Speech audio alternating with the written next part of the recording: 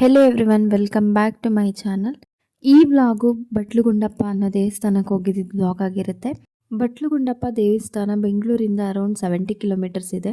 ಕನಕಪುರದಿಂದ 7 kilometres ಆಗುತ್ತೆ. ಕನಕಪುರದಿಂದ 7 kilometre ದೂರ ಇರೋ ಹನುಮನಹಳ್ಳಿ ಅನ್ನೋ ಒಂದು ಊರಿನಲ್ಲಿ ಈ ದೇವಸ್ಥಾನ ಇದೆ.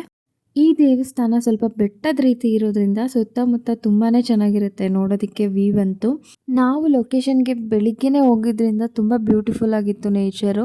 ಈ ಬೆಟ್ಟದಲ್ಲಿ ಈಶ್ವರನ್ನೇ ಪೂಜೆ ಮಾಡೋದು, ಶಿವಲಿಂಗನ. ಆ್ಯಂಡ್ ಈ ತುದಿಯಲ್ಲಿ ಹೋದರೆ ಒಂದು ಪುಟ್ಟ ಗಣಪತಿ ಟೆಂಪಲ್ ಕೂಡ ಇದೆ.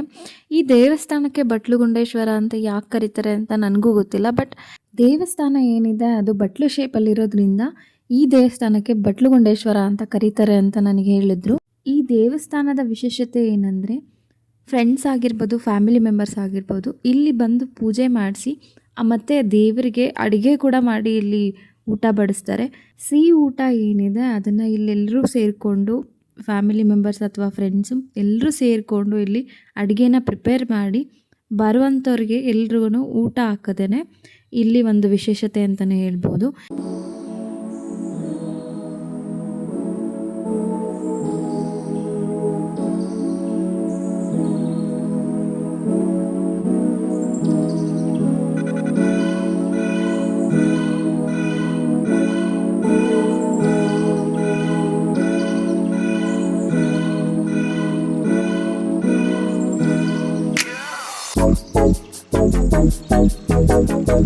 ನಾವು ಹೋದಾಗ ತುಂಬ ಗ್ರೂಪಾಗಿ ಬಂದಿದ್ದರು ಜನಗಳು ಅಂತಲೇ ಹೇಳ್ಬೋದು. ಒಂದೊಂದು ಕಡೆ ಒಬ್ಬೊಬ್ಬರು ಮಾಡ್ಕೊತಾ ಇದ್ದರು. ಅದನ್ನ ನೋಡೋದಕ್ಕೆ ತುಂಬ ಚೆನ್ನಾಗಿತ್ತು. ಕೆಲವರು ಒಲೆಗಳನ್ನ ಯೂಸ್ ಮಾಡಿ ಮಾಡ್ತಿದ್ರು, ಕೆಲವರು ಸ್ಟವೆಲ್ಲ ಯೂಸ್ ಮಾಡಿ ಮಾಡ್ತಿದ್ರು. ಬಟ್ ಎಲ್ಲರೂ ಸೇರಿ ಅದನ್ನು ಪ್ರಿಪೇರ್ ಮಾಡಿ ದೇವ್ರಿಗೆ ನೈವೇದ್ಯ ಕೊಡಬೇಕು ಅಂತ ನೋಡ್ತಿರ್ಬೋದು. ಇಲ್ಲಿ ಶಿವಲಿಂಗ ಮತ್ತು ನಂದಿ ಅಂದರೆ ಬಸವಣ್ಣ ವಿಗ್ರಹ ಮಾತ್ರ ಇದೆ. ಈ ದೇವಸ್ಥಾನ ಬಂಡೆ ಏನಿದೆ ಅದ್ರ ಕೆಳಗಡೆ ಇರೋದ್ರಿಂದ ಅದು ಬಟ್ಲು ಶೇಪಲ್ಲಿದೆ ಅಂತಲೇ ಹೇಳ್ಬೋದು ನೋಡೋದಕ್ಕೆ. ಅದು ಬೆಟ್ಟ. ಸೊ ಇದಕ್ಕೆ ಬಟ್ಲುಗುಂಡೇಶ್ವರ ಅಂತ ಕರೀತಾರೆ ಅಂತ ಅಲ್ಲಿರೋರು ಹೇಳಿದ್ರಿಂದ ನಾನು ನಿಮಗೆ ಹೇಳಿದ್ದೀನಿ. ಪ್ರೋಸೆಸ್ಸೇ ತುಂಬ ಚೆನ್ನಾಗಿತ್ತು ಅಂತ ಹೇಳ್ಬೋದು. ಇಲ್ಲಿ ನಮ್ಮದ್ರಲ್ಲಿ ಅವರು ಪಲಾವ್ ಮಾಡ್ತಿರೋದನ್ನ ನಾನು ಕ್ಯಾಪ್ಚರ್ ಕೂಡ ಮಾಡಿದ್ದೀನಿ. ಮೊದಲು ರಸಾಯನ ಏನು ಮಾಡ್ತಾರೆ ಅದನ್ನು ಮಾಡಿ ದೇವ್ರಿಗೆ ನೈವೇದ್ಯ ಕೊಟ್ಟು ಇಲ್ಲಿ ಅಡುಗೆ ಮಾಡೋದಕ್ಕೆ ಸ್ಟಾರ್ಟ್ ಮಾಡಿದ್ರು. ಅಡುಗೆ ಮಾಡೋ ತಾವ ಪಲಾವ್ ಮಾಡಿದರು.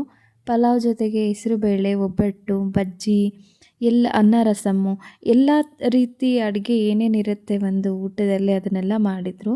ಸೊ ನಾವು ಕೂಡ ಎಲ್ಲ ಪ್ರಿಪೇರ್ ಮಾಡಿದ್ದನ್ನ ದೇವಸ್ಥಾನದಲ್ಲಿ ನೈವೇದ್ಯ ಕೊಟ್ಟು ಆಮೇಲೆ ಎಲ್ಲರೂ ಊಟ ಮಾಡಿದ್ವಿ ಮಧ್ಯಾಹ್ನ. ಊಟ ಮಾಡಿ ಆದಮೇಲೆ ನಾವೆಲ್ಲ ಅಲ್ಲಿ ಒಂದು ಸ್ವಲ್ಪ ಹೊತ್ತು ಟೈಮ್ ಸ್ಪೆಂಡ್ ಮಾಡಿ ಮತ್ತೆ ಮನೆಗೆ ವಾಪಸ್ ಹೊರಟ್ವಿ. ಇದೇ ರೀತಿ ಯಾರಿಗೆಲ್ಲ ತಮ್ಮ ಫ್ರೆಂಡ್ಸ್ ಅಥವಾ ಫ್ಯಾಮಿಲಿ ಜೊತೆ ಹೋಗಬೇಕು ಅಂತ ಆಸೆ ಇರುತ್ತೆ ಅವ್ರಿಗೊಂದು ಒಳ್ಳೆ ಪ್ಲೇಸ್ ಅಂತಲೇ ಹೇಳ್ಬೋದು. ಸೊ ಈ ವ್ಲಾಗು ನಿಮಗೆ ಇಷ್ಟ ಆಗಿದೆ ಅಂದ್ಕೊತೀನಿ. ಈ ವ್ಲಾಗು ಇಷ್ಟ ಆಗಿದ್ದಲ್ಲಿ ಲೈಕ್ ಮಾಡಿ, ಶೇರ್ ಮಾಡಿ ಹಾಗೂ ನನ್ನ ಚಾನಲ್ನ ಸಬ್ಸ್ಕ್ರೈಬ್ ಮಾಡಿ. ಇದೇ ರೀತಿ ಒಂದು ಹೊಸ ವೀಡಿಯೋದೊಂದಿಗೆ ಮತ್ತೆ ನಿಮ್ಮೊಂದಿಗೆ ಸಿಗ್ತೀನಿ. ಅಲ್ಲಿವರೆಗೂ thank you for watching. See you all in the next vlog.